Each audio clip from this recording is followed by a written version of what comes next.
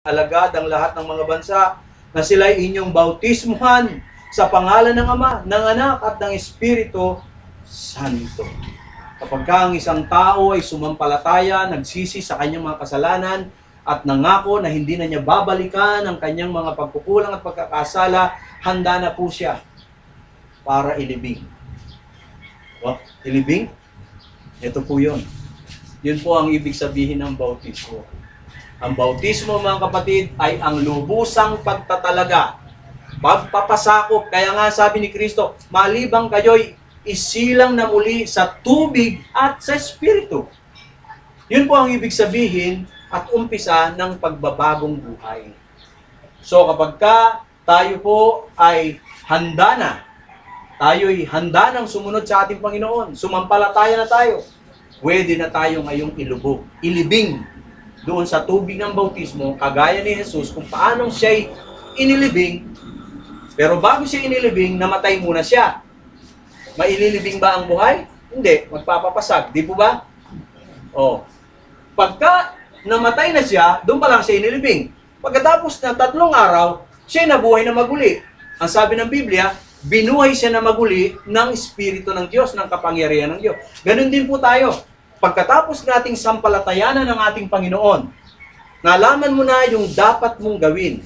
Alam mo na yung mga kasalanan na dapat mong pagsisihan at ngayon ikaw ay sumampalataya sa Panginoon. Pinagsisihan mo na. Handa ka ng sumunod. Ibig sabihin, namatay ka na sa iyong dating pagkatao. Ika nga, ililibing na ngayon yung dating pagkatao mo. Yung dating Rodaline, yung dating Genesis, yung dating Brother Carlito, yung dating Jerry. Ililibing na doon. Kasi patay na siya eh. Patay na si Rodaline, yung dating Rodaline. Patay na. So, kailangan na siyang ilibing. Siyempre, pag inilibing na, dapat hindi na babangon yun. Yung iba, yung Rodaline na ngayon ang babangon mula sa tubig. Yun ang born again. Bagong pagtatalaga. Naipanganak ka na ngayon sa Espiritu. So, ibig sabihin, kung 2 beses ka ipinanganak, minsan ka lang mamamatay. Ibig sabihin nung 2 beses, ipinanganak ka sa laman, let's say October 16, 1963, yun ang aking pagkasilang sa laman. Yun namang aking pagka-bautismo o pagtatalaga sa Panginoon, September 27, 1987. So 2 beses akong naipanganak. Kaya minsan lang ako mamamatay kung sakali. Halimbawa, nagkasakit ako, kaya binaril ako, mamamatay ako. Pero, sigurado na ako sa kaligtasan. Hindi na ako maiimpyerno. Hindi na ako mamamatay sa ikalawang kamatayan. Pero kung minsan lang ako naisilang, ibig sabihin, yung salaman lang, at hindi ako na born again, 2 beses ako mamamatay. Mamamatay ako sa sakit, sa baril, o sa anuman, first death, at mamamatay pa rin ako sa ikalawang kamatayan. Ito po yung tinatawag nilang impyerno. Walang hanggang parusa. So mga kapatid, napakahalaga po ng ating munting pinag-aralang ito.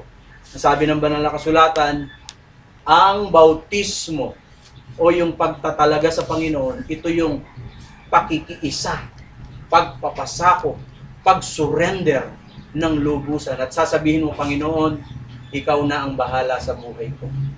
Mga kapatid, ano po ang mangyayari sa atin kapag tayo sumuko sa Panginoon? Tayo po ba'y babaguhin niya? Opo.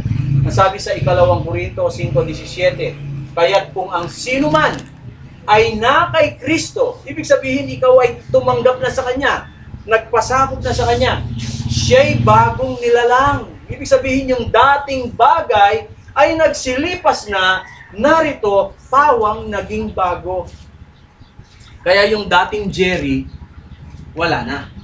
Yung dating Jerry na masungit, yung dating Jerry na palaaway, yung dating Jerry na palaisip ng masama sa kapwa, wala na, bagong Jerry na ngayon.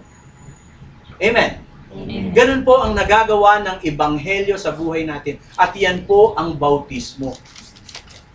Naboborn again tayo dahil nagtatalaga tayo. Pero kapag ka nagpabautismo ka, at wala ka namang balak na magbago, at babalikan mo pa yung dati mong kasalanan, mga kapatid, ibig sabihin hindi ka papatay. Ibig sabihin, hindi mo pa talaga handang iwan yung kasalanan. Pero mga kapatid, ang tatay ko noon, ang sabi niya, ay hindi ko na ako magpapabautismo. Kasi baka hindi ko magampanan. Kasi yung trabaho ko, sabi niya, kasi pati kami bumbaka, buwan-damulan. Paano kapag ka Sabado? Paano ko pakakainin yan? Kasi Sabat Sabi niya, kala niya kasi hindi pwedeng pakainin. Pwedeng pakainin. Pangumpemen, di ko tala. Kaya nung March 18, 1989, kasabay nung pagkapanganak ng anak kong pangalawa, si Gabi, si tatay, nabautismuhan sa Rizal Stadium doon sa Manila. May kating mass baptism ka rin. Magbuhat noon, napatunayan niya, totoo ang sabi ng Biblia. Yung hindi mo magawa, magagawa mo. Sabi ng Biblia, kung hiwalay ka kay Kristo, wala kang magagawa. Hindi ka makakapagbago. Pero kung ikaw ay na kay Kristo, nagpasakop ka na, sabi ni Pablo, lahat ng bagay ay magagawa ko doon sa nagpapalakas sa akin. Kaya si tatay hanggang ngayon, straight, malakas. Ibig sabihin, sumasamba. Magbuhat noon hanggang ngayon. Ilang edad na? 76 na ata si tatay o 77. Magbuhat nung siya na bautismuhan hanggang ngayon. Naging totoo sa buhay niya itong siya'y naging isang bagong nilalang, yung dating bagay nagsilipas na. Dati umiinom ng biryan. Sabi niya sa akin, isa lang naman. Pero nung siya nagpabautismo, tinulungan siya ni Lord, kahit na yung isa, wala na. Tsaka sigarilyo, lakas niyang manigarilyo noon. Kaya nga, nagpa-x-ray siya noon, may spot Spot. Lalo na siya tumigil. Natakot. Nag-candy na lang, nasira ang ngipin. Pero binawasan na rin po niya yun. Pustiso na kasi ngipin yun. Kasi nga pag tinanggal mo yung sigarilyo, dapat meron kang ipapalit para hindi mo hanapin. Mag-candy ka. For the meantime, pagkaano rin mawawala rin yung brother Carlito. Di ba? Di ba papustiso na lang? Di ba? Kaya ang sabi po dito, kapag ka ikaw ay naisilang na muli, sabi dito, isa ka ng bagong nilalang. Ibig sabihin, nung na kay Kristo, yung buhay mo nasa kamay ni Jesus.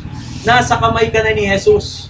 Tutulungan ka niya. Yung hindi mo kaya, kakayanin yung dalawa. Hindi ka nag-iisa. So mga kapatid, ang sabi pa, ang Panginoon ay nag-aanyaya sa atin. So sa Sabado po, Brother Carlito,